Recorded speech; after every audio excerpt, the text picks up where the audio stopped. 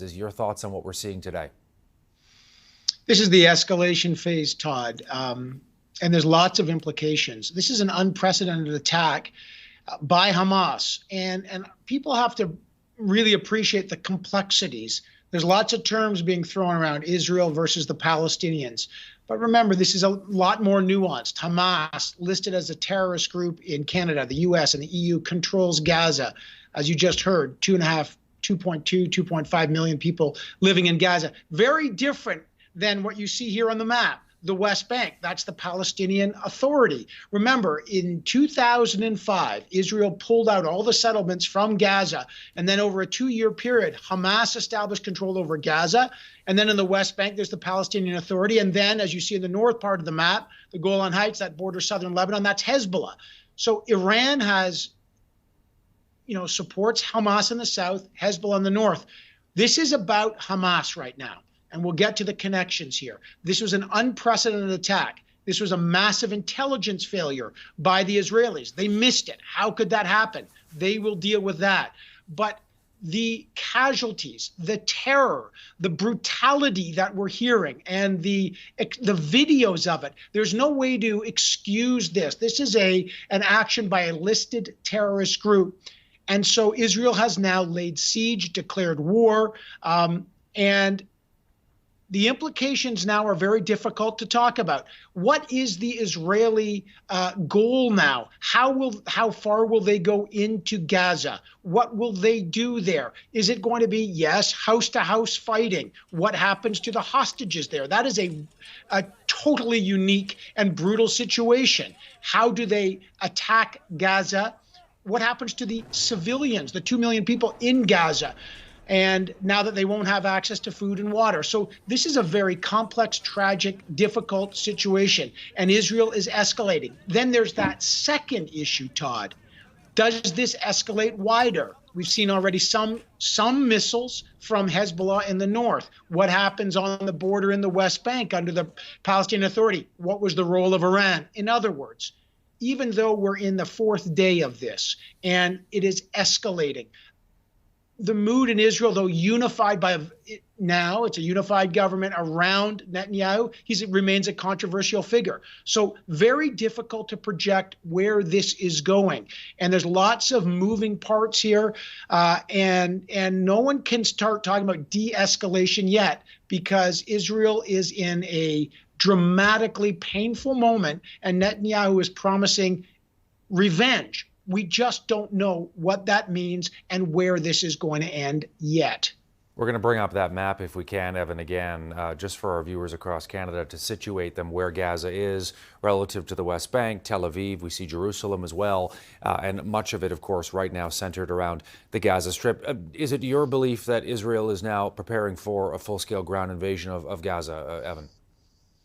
Well, we don't know. They have clearly suggested they will. This is what Israeli military has said both publicly and sources have said. They are using their Air Force. Just to give some context here, Israel has very sophisticated special forces. They have very sophisticated Air Force, and you're seeing that. Normally, when they have conducted bombings, remember, this is one of the most densely packed areas in the world, there are civilian casualties. On the Israeli side, they'll say that, and we know Hamas has used civilians as human shields. On the other hand, Israel used to always, before they bomb a building, do something called knocking. They'd warn people.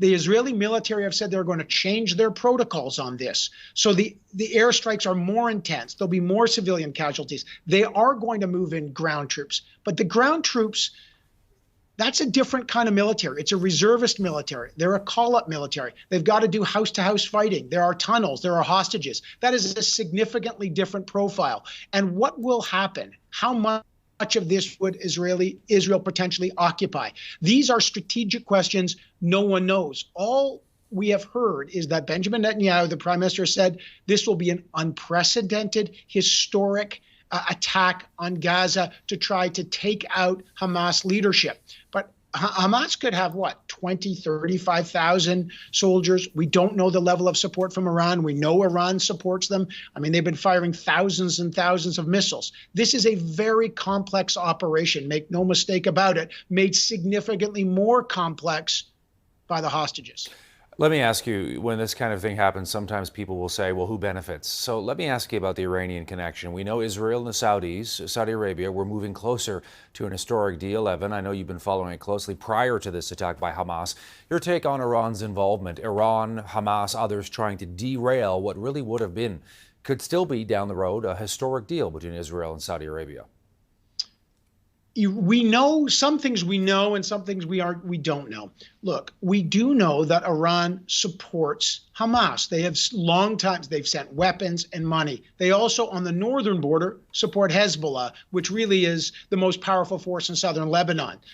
The question is, did Iran actually help plan on a tactical level this attack, this war? That is different. And the United States and Iran have hesitated. I think the implication is, the assumption is, Iran has been closely involved because of the sophistication, the use of aerial weaponry. But that has been something that is still to be determined, the level of Iranian involvement in the specific attack.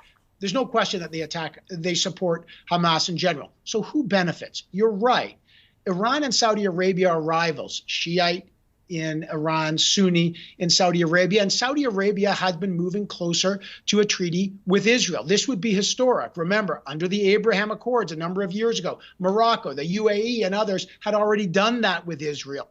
And Egypt, obviously, after the 73 Yom Kippur War, they had done a treaty. But Iran is trying to destabilize that. So yes, geopolitically, destabilizing an alliance or a treaty of some sort between Saudi Arabia and Israel benefits Iran. Remember, Iran is also a close ally to Russia. They supply drones to Russia in Ukraine. Russia would like the United States, big supporter of Israel, to have a two-front issue and distract them from the battle in Ukraine. So this is, for now, a regional conflict, but there's a very thin wall between the regional conflict and how quickly this could expand. So if you're watching, keep your eyes on what's happening on the northern border, Hezbollah, supported by Iran. Keep your eyes on what's happening in the West Bank. Keep your eyes on if there's evidence that Iran was closely involved in the tactical planning of this. That could drag it in. What will the other Arab leaders say?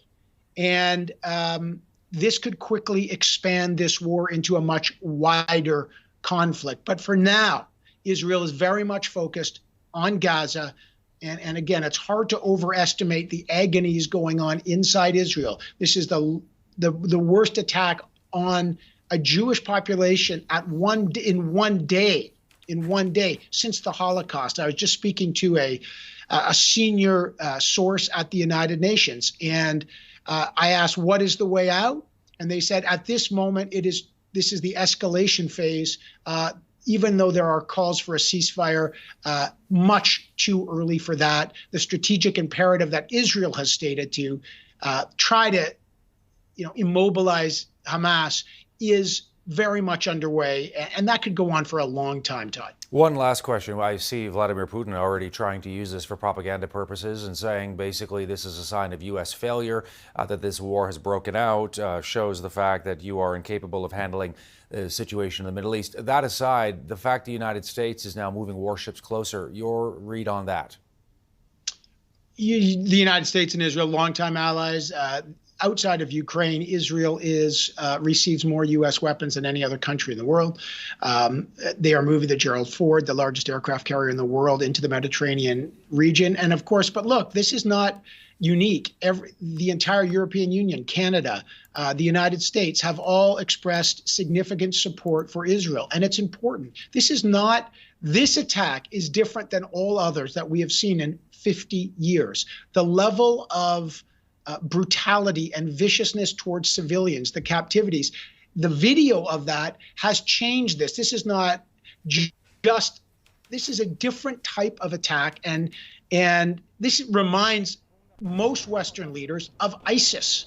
So you have a different kind of response from Israeli allies. Now, how long that lasts, given the fact that Israel has laid siege to Gaza and we know what will happen, that is an open question where the support will last. We've already seen support for Ukraine. Remember, for the first year, it was, united and unstoppable. Now you see in the United States, support for Ukraine is a negotiating chip. So that may change. But you are right to point out one thing.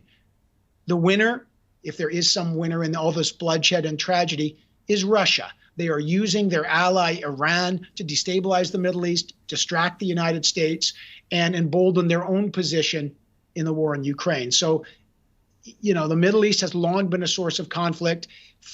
Just before this, it was going through a period of productive movement towards some kind of stability. This setback now will go on for a long time to come.